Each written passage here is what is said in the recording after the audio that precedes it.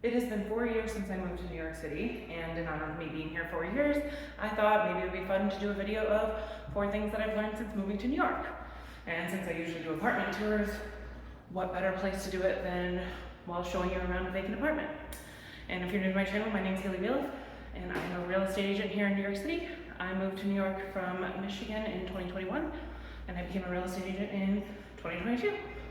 And this is a 1-bedroom with a beautiful terrace.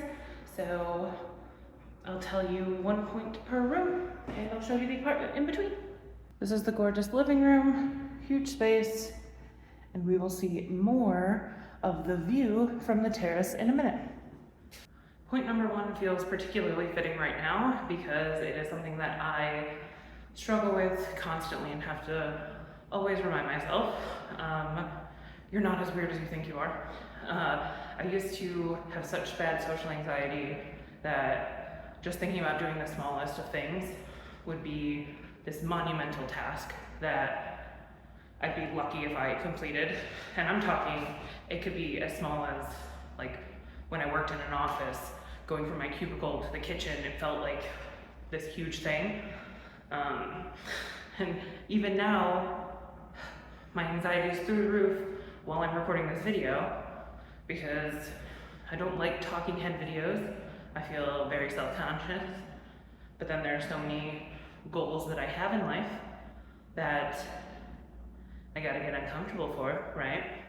And so this is me being uncomfortable, and I'm sure that you watching this, you're obviously spending time on the internet today. That is how you found this. And let's be real, like you've stumbled across a lot weirder video suggestions than some girl talking about 4 things she's learned in 4 years since moving to New York, right? But yet I have panicked a few times while trying to not only do the intro that you just saw, but then even while trying to do the little bit I recorded in the living room, started to panic. And done's better than perfect, and you guys might see that I'm a sweaty Betty, but like, who cares? Because there are so many weirder people out there than me. My first morning living in New York officially, I woke up and I was living near Washington Square Park, so I decided to go for a visit. I was sitting on a bench near the fountain, and 1/3 of the fountain, there was this new grad with her parents taking photos, and it was this beautiful moment. And then another 1/3 of the fountain, there was this ballerina with like professional camera equipment, someone holding one of those giant reflector pads. Gotta love New York background. But like, it was so quintessential New York. And then the final 1/3 of the fountain was someone who was definitely on something, who looked like he was like simultaneously giving power to the fountain and taking it from the fountain. And so why am I sitting here thinking that, oh, I'm sweating on a August afternoon? Oh darn, I'm weird. But that's point number 1. You might be quirky, but you ain't got nothing on most of the people here. And don't worry, I'll show you the closets because I know plenty of people ask about that. And this bedroom, you can access the terrace from both the bedroom and the kitchen. So fun fact there. Point number 2 feels fitting, I guess, to make it in a bathroom, is that life will come at you in seasons, and some seasons you may spend more time in the crapper than you want to. Don't think there was a more eloquent way to put that, or at least not one that packs as much of a punch. But, you know, sometimes I think that people are convinced that life is made up of really long seasons, and some seasons, sure, but like elements of seasons, right? Because like plenty of aspects of your life are continuously changing, just like me standing back and forth. But anyways, this is me trying to enter a new season of talking to the camera more. And you know, sometimes I start that season, stop it, start it again, see what happens. But every time I get better about it. Like, I used to rely so heavily on scripts that I would need to have a teleprompter app. And like my most recent ones, I'm like so out of breath because I'm so nervous, where I'm like, all I'm doing is standing here, but I'm like, but now I'm trying to talk more naturally. And it's so stupid because I can negotiate multi-million-dollar deals and I can put on, like flip that switch the second I'm in front of a client. But when I'm alone in a bathroom with a camera, all of a sudden I panic. But we're all just going through different phases, different seasons, different everything. And I'm trying to transition from the past one because the past season has been more of a difficult one. And that's why I'm doing this video. Because even if only like 200 of you watch it, because I think that that's about my core audience, it doesn't matter because I did it.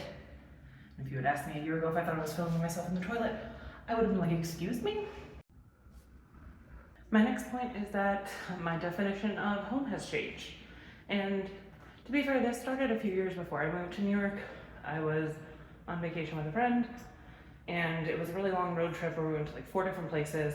So where we were spending the night kept changing between like a car, a hotel, an Airbnb, what have you. And I just kept saying like, you know, I want to go home, but I meant like home for the evening. And I think that that was when I realized that like my definition of home does change, right? It depends on where I'm at or where I'm calling my home for the evening. And you can have that feeling of home more than just one place. It doesn't have to be, nope, these 4 walls. And so, of course, I still feel at home when I'm in Michigan, even though that hasn't been my home for 4 years. But I also feel at home in the city. And even when I move into a new apartment, it feels like home pretty quickly because the second you start putting your stuff in there, you're like, well, there's my bed, right? And I mean, think about the times you're going to a friend's house and you're like, someone tells you to make yourself at home. You often get pretty comfortable. And like, why? Because you feel it's a safe, warm place. So a safe, warm place becomes home. And some of you watching this outside of the city might be like, how is New York a safe place? Well, I can guarantee you right now it's warm. And yeah, it's just, home doesn't have to be confined to one place, and it's not like you have to give up one home for the other. Not to say you have multiple homes, but you know, multiple homes in spirit. Of course, in actuality, you can also have multiple homes, but in spirit, doesn't matter how much money you got, you can have multiple homes. And so, this is the kitchen, which has a dishwasher and I'm jealous of, but it also has a terrace, which I think I'm more jealous of. This is a 1-bedroom, Upper West Side, near 103rd Street and Amsterdam, and it's around 5,600. And now I will do the final point outside where I hope you can hear me and I hope it hasn't been super echoey. Nice little view from the terrace. And now we end this story, wow. And now we end this video 19 stories high with a lovely view from the terrace. And my final point, it's just, there are so many opportunities, like so many more than I could have ever even imagined. Especially when I switched to real estate, then all of a sudden, like I have to find my own clients. So I have to test out all of these new routes to get clients. And one of the first things that I did was actually I started a meetup group, and I grew it to over 6,000 members from only like a dozen events too, which is insane. I don't run that anymore because I just couldn't dedicate the time to it. But I met so many amazing people and it was all in the pursuit of me, you know, trying to figure out my career. And I mean, that opportunity right there, like it's New York, so obviously there's just such a large pool where if you have an idea, you can test it pretty easily. And I'm someone who has a lot of ideas. So the fact that I get to test it, and yeah, I can't even begin to describe how many random opportunities have popped up simply because I live here. And it's almost like if you're trying to attract someone, there's the rule of proximity. And you know, when you were in school and you got seated next to your crush, then technically because of proximity, that helps with attractiveness. Proximity to goals, proximity to whatever dreams pop into my head. I am pretty darn close. And yeah,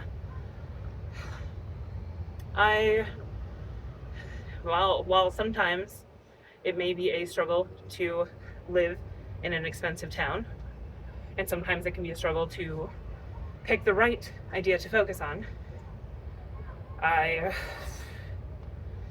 the past 4 years have changed my life, and I can't wait to see what the next 4 brings.